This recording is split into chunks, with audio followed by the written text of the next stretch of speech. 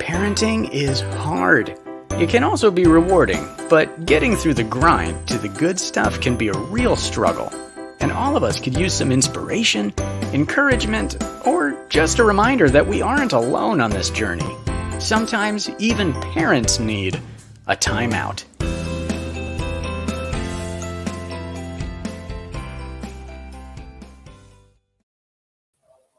Hey everybody, welcome to Parents Time Out. This is the time during the week where we sit down and we maybe take a deep breath. I know a lot of Kentucky parents are taking a deep breath as I just heard that Kentucky schools are canceled or are going virtual for a while. But anyway, we take a deep breath and we learn from other parents. We share ideas. And tonight we are very happy to have Hannah Fay because we're going to talk about, hi Hannah. Hi.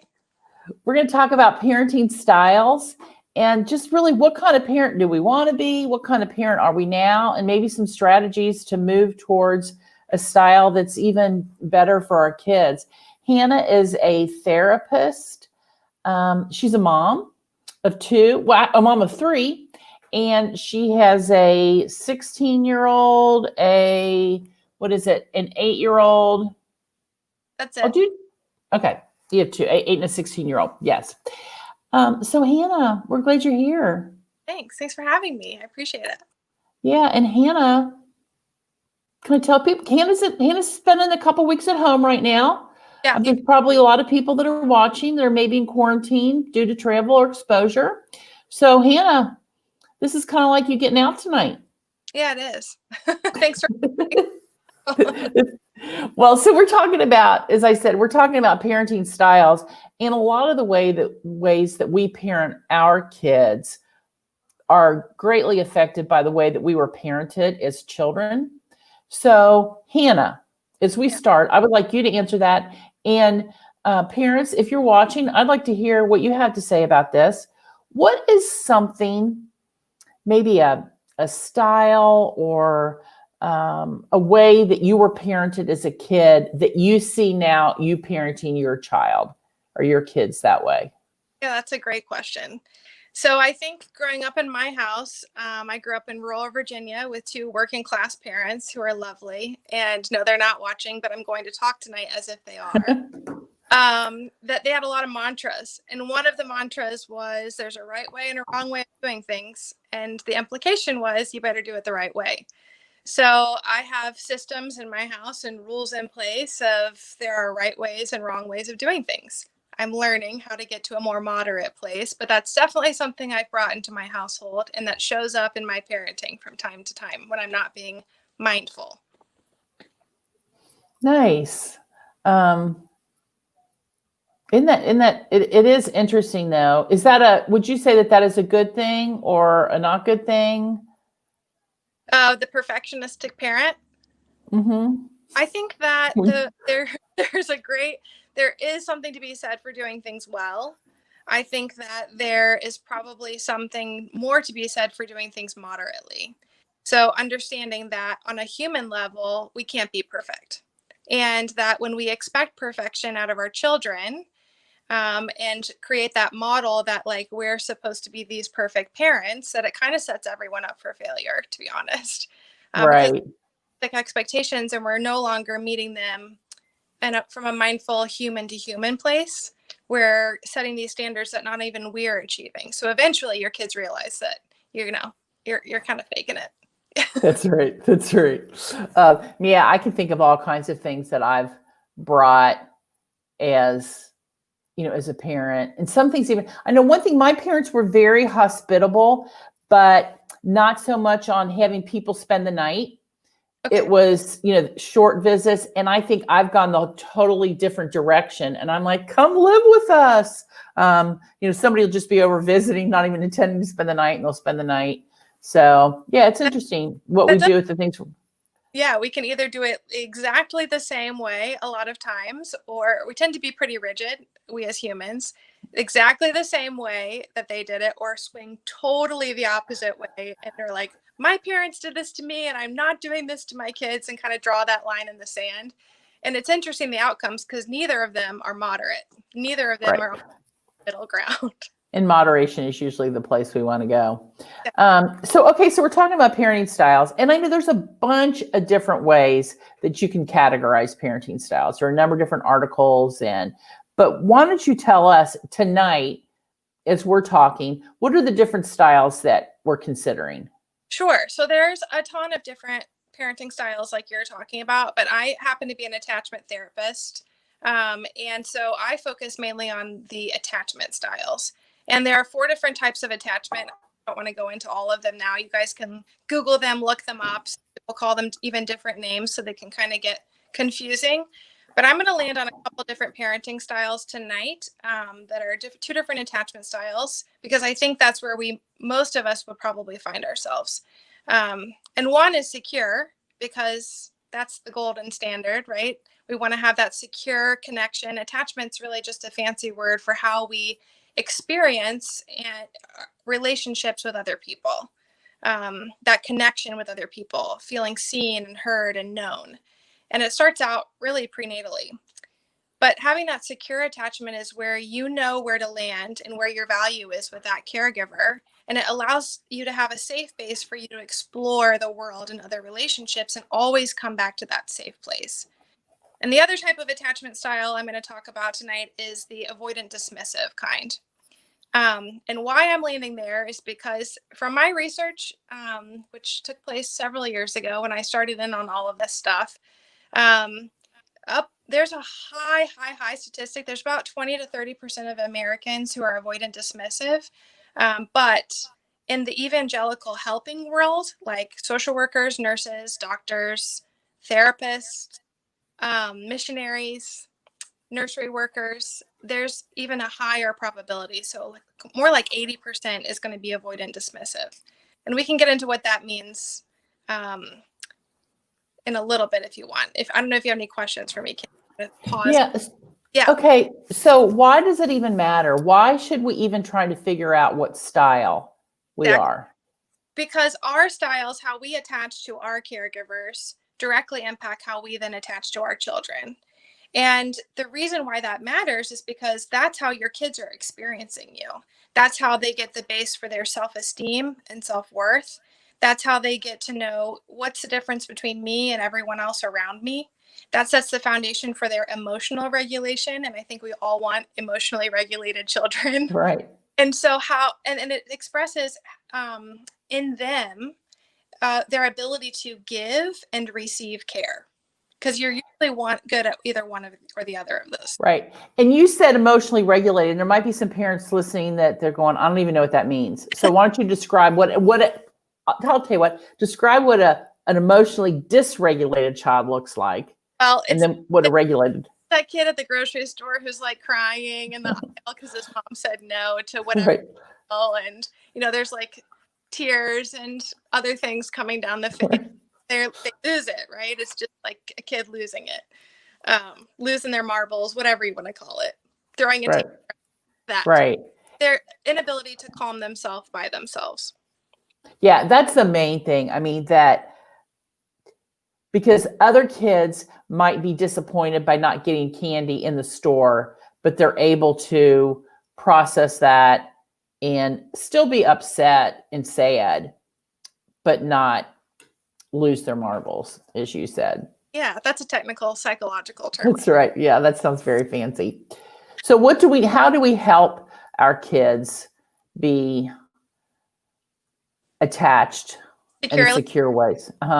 Yeah. So I don't know if you guys are familiar with the work of Dr. Dan Siegel. It's Siegel. He's written a ton of books. You probably heard The Whole Brain Child and all of that, but he started out trying to write a book called Parenting from the Inside Out. And none of the publishing companies would publish him because they're like, no parent wants to learn about a book about what in the world they're doing wrong and have to look inside. They want the 3 steps to like get the kid off the floor in the grocery step and into the car, right? So that people stop looking at them. And so he wrote a book called Parenting from the Inside Out, which I think is a fantastic read if you're in for a little introduction. And he came up with the 4 S's. And my organized self that I like to carry from my parents, things that are 4 and S's, and it helps me remember them. So I'm just going to read them off my paper here. I have a little cheat sheet. And really, when you parent from the inside out, you're thinking about, how do I be present, emotionally present, which means I'm now okay with that kid on the floor in the grocery store. Okay. Mm-hmm. Okay with that. Because I can tune out people around me. I can tune out my watch saying we got to go. I can tune out the shame and embarrassment or whatever it is. So I can help achieve these 4 S's. And the first one is safe. Wait, what if it's your kid in the grocery store? Are you supposed to tune that out too? No. Because I'm tuning everything out so I can be present with my Okay, kid. okay, got it. This beautiful baby's level, Okay. right? Not going to be up here. I might even get down on the floor with them, right? Like this is it. This is what we have to do. Parenting in the moment, being mindful, means I table what's going on with me, or I breathe through it. I do a lot of breathing. Mm-hmm. And I am able to say, hey, buddy, like, you're safe with me.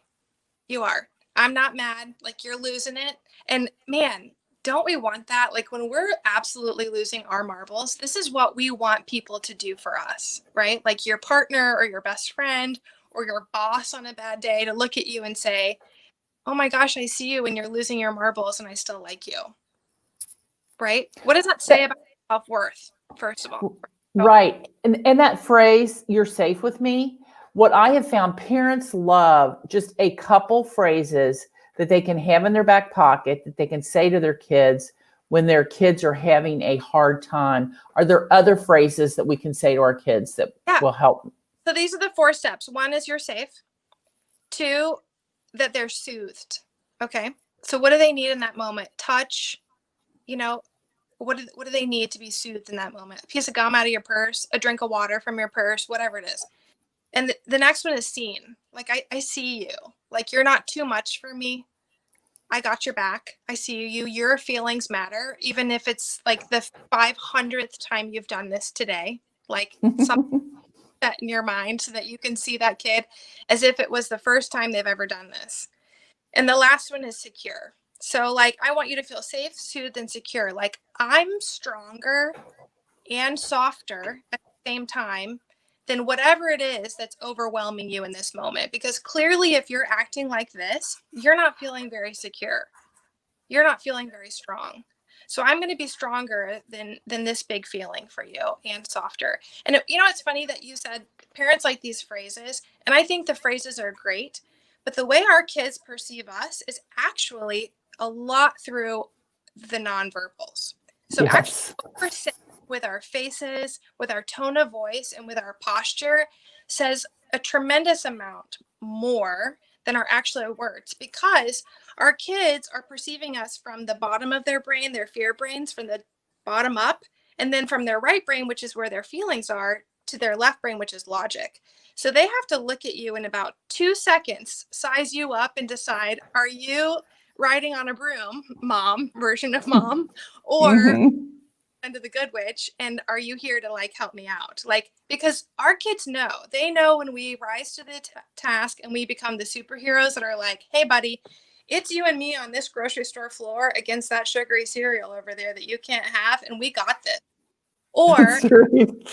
this is the last time, I can't believe you're doing this again, I'm so embarrassed and we're late, blah blah blah. They know by the look on your face and the tone of your voice. So it's really more important. That's why it's called parenting from the inside out, because if we're okay inside, our face is going to show it. I mean, I think there's Yeah. probably, if you're happy and you know it, I think we probably all know that one. That's the one. That's the one we have to latch onto. Our face is going to show it. So parenting from the inside out means your kids are safe, soothed, seen, and secure. I love how you talked about that we're both strong and soft, because as a believer and a follower of Jesus, we want to be more like Jesus, and Jesus is fully truth and grace, which, a lot of that is, it's strong and soft. Yeah. It's the Father and the King. And do you see parents going more one way or the other and not both soft and strong? I do. And I notice it myself too. Whenever I talk about parents, hey, I'm throwing my hat in the ring too, as an avoidant dismissive attachment style here. I'm the first one to say things like, stop crying, brush it off, you're fine, let's go, not again, shame, right? And I tend to, when I'm uncomfortable with a feeling, because those feelings maybe weren't tolerated in my family of origin, or those were bad feelings, or not Christian feelings, if I can even say that.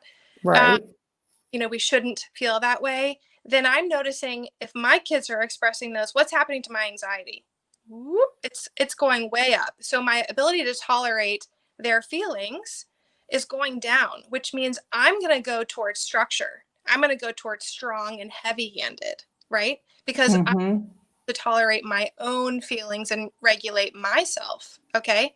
So a lot of times parents lead with logic and structure, and they try in an effort to be strong and I'm big, but it seems scary then. And it seems very dismissive to the kids because in their reality, this is really overwhelming. And suddenly you're against me and I need you to have my back.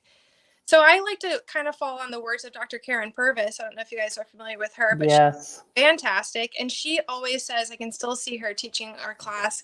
And she did this little sideways motion. And I almost have to do it sometimes to get myself to this place. But it's a dance. And your right foot leads with nurture and you follow with structure. And you lead with nurture and you follow with I structure. like that. Yeah. Hey, I'm meeting you over there in your right brain with all those big feelings, and they're not too big for me.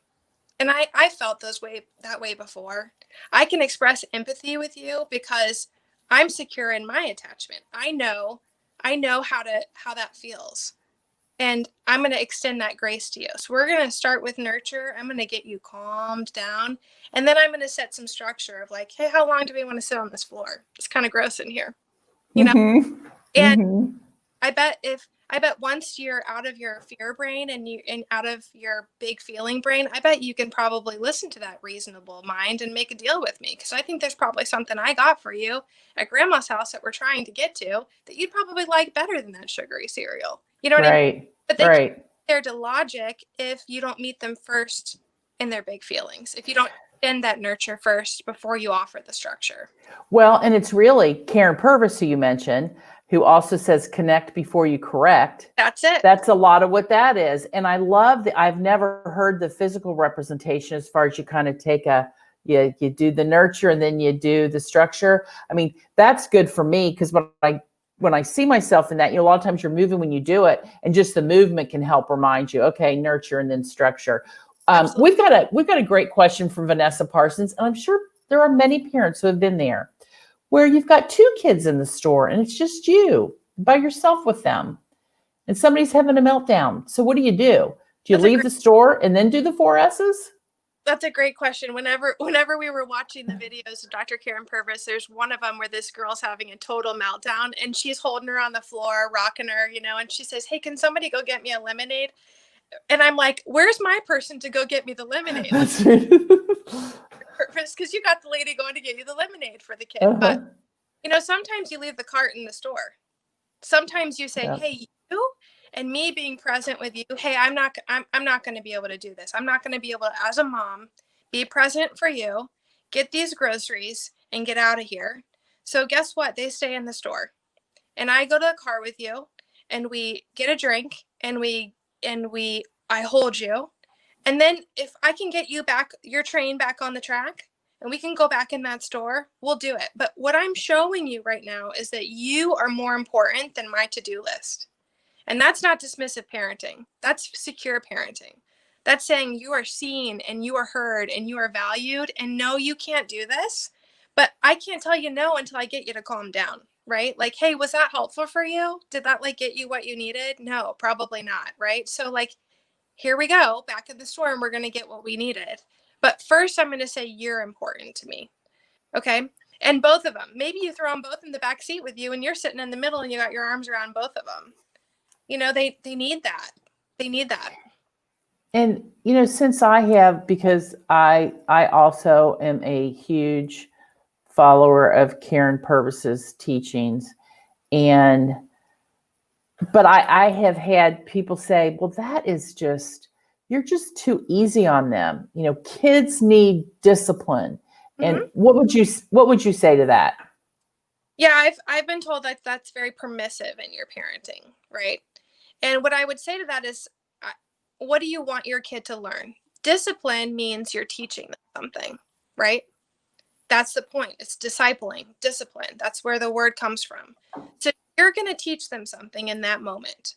They're going to learn something about themselves. They're going to learn something about you, and they're going to learn something about a higher power. That's how attachment works. They're seeing their Heavenly Father through the lens of you and your parenting. So if you want them to learn, I can trust my mom to have my back.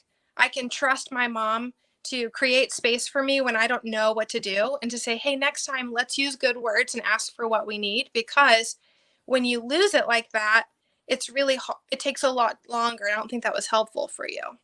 And then what do they see? Then they're like, oh gosh, you're right. I'm sorry, mom. Like what I've noticed about kids, when you take the time to create space for this, you're modeling what you're doing.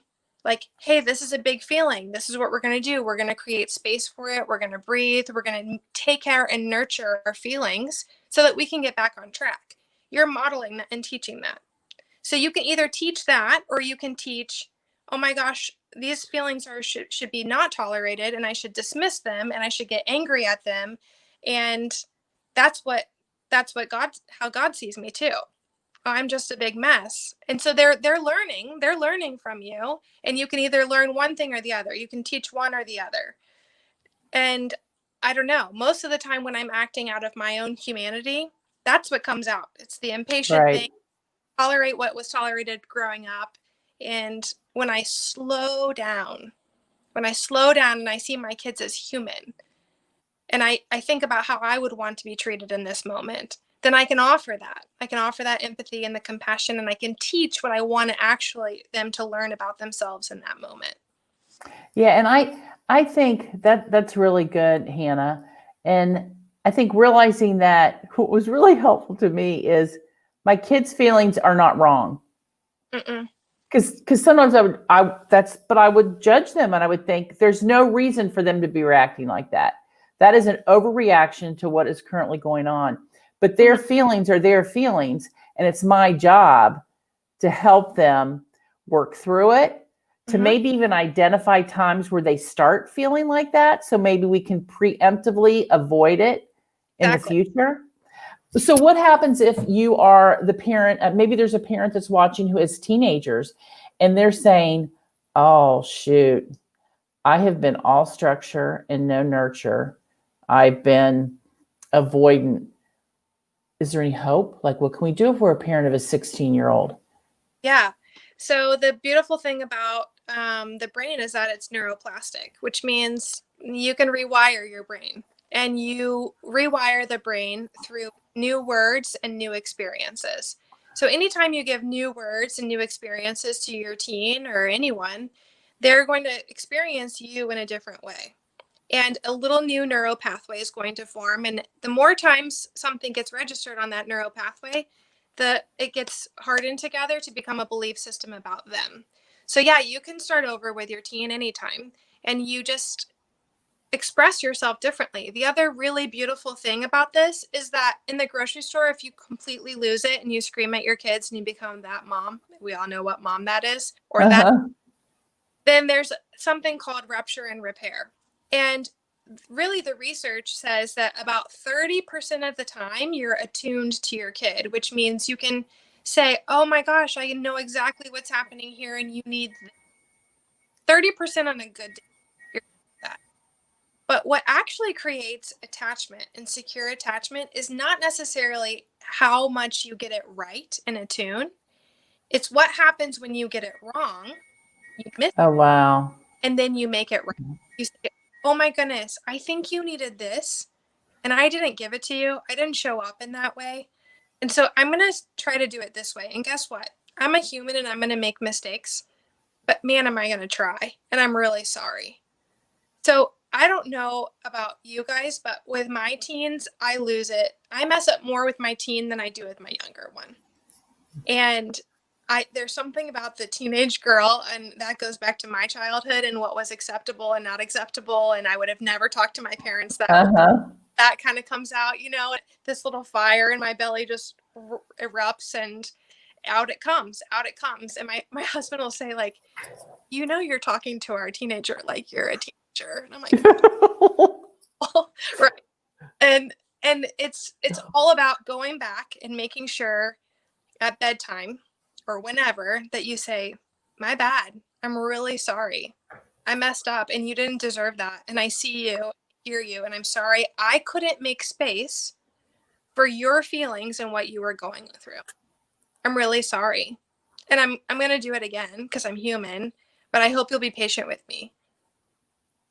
Yeah, I think as a parent, that's one of the most important things that we can teach her. I mean, you talked about it's the rupture and repair, but if we can teach them to own their mistakes and ask for forgiveness, I mean, gosh, that's huge, ginormous. And I agree with you. I remember when my kids were teenagers, gosh, why does that make us just, why can't we be the adult? And we're not the adult. Often we get right down there and we're just like a 16-year-old having, battling it out with them. Hannah, we're to the end of our time. So I love being with you. It's so fun. And we have, so many of the places that you have learned and trained are the same places that I love and learn and train. And you mentioned Karen Purvis, and Empowered to Connect is a website that she has that has all kinds of great videos. She wrote The Connected Child, and then The Connected Parent just came out that was written after her death. But she's got all kinds of great resources. But as we close, what would you like to leave with the parents with? Is there any challenge or any just final thoughts? I think getting your story straight is a huge piece of this. Take time, even people with the messiest, most traumatic, ugly stories. It's getting to a place of secure attachment means you take the time to create a cohesive narrative of your story. And when you can look back at it and you can look back with compassion on your parents and compassion for yourself and realize what beliefs that you started believing about yourself, I think that's when you start becoming a more empathetic, compassionate parent. And I'm in that process now. I work with a fantastic group of therapists who can walk you through that process. But that's what it means by doing your work, creating your narrative. And in the meantime, before you get up enough gumption to go sit in a therapist's office, it's about showing up. It's about being present with your kids. It's about breathing into yourself, understanding that you're human, they're human, we're all fallen, and saying, how can I be present with you in this moment? How can I communicate to you that you're not too much or that you're not enough? And that I'm with you against whatever this behavior it is, not me against you and your behavior. Which sounds really great. And I think parents are struggling with that now more than ever with the increased time with kids, increased responsibility of helping with school. I mentioned up at the top, Kentucky just announced schools are going virtual next week. So parents, we are for you. You can do it. Reach out. We're getting ready to go into Thanksgiving next week. I think one of the things that helps me the most is sitting down and writing down things that I'm thankful for. I mean, you've heard it, but you're a therapist, Hannah. Don't you use that? Therapists use being grateful, because being grateful, why does that help us? Well, because that's a work, a little bit of, I don't know if you guys are familiar with Brené Brown. She's a little, she sometimes swears a lot, but she's a great researcher and she knows her stuff. And one of the things that she talks a lot about is scarcity. We're like, we don't have enough. It's never good. It's not good enough. We have to get our kids to this place. And that scarcity mentality of that not enough, like we're not good enough parents. We should be doing this or that or that, or look at this person on social media. They're doing this with their kids. Like that mentality, the only recipe to treat that mentality is gratitude.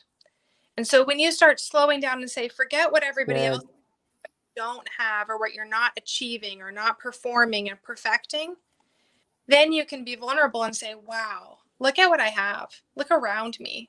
Even if it's the sunshine outside. We had a few days of that gray, cloudy Ohio sky a few weeks back. Right. I'm like, oh, the winter's coming. And I'm like, find something. Your mind has to land on something that's beautiful, because that takes over. You become what you give your mind to. Your attitudes and your behaviors follow. And so, like, that gratitude is what undoes that mentality of scarcity, of not having enough. So parents, as we get ready to go into Thanksgiving next week, we're not going to be here with you next week because we're going to be with our small little families, not our extended families. But we're going to be thankful. And then we will be back on December 2nd.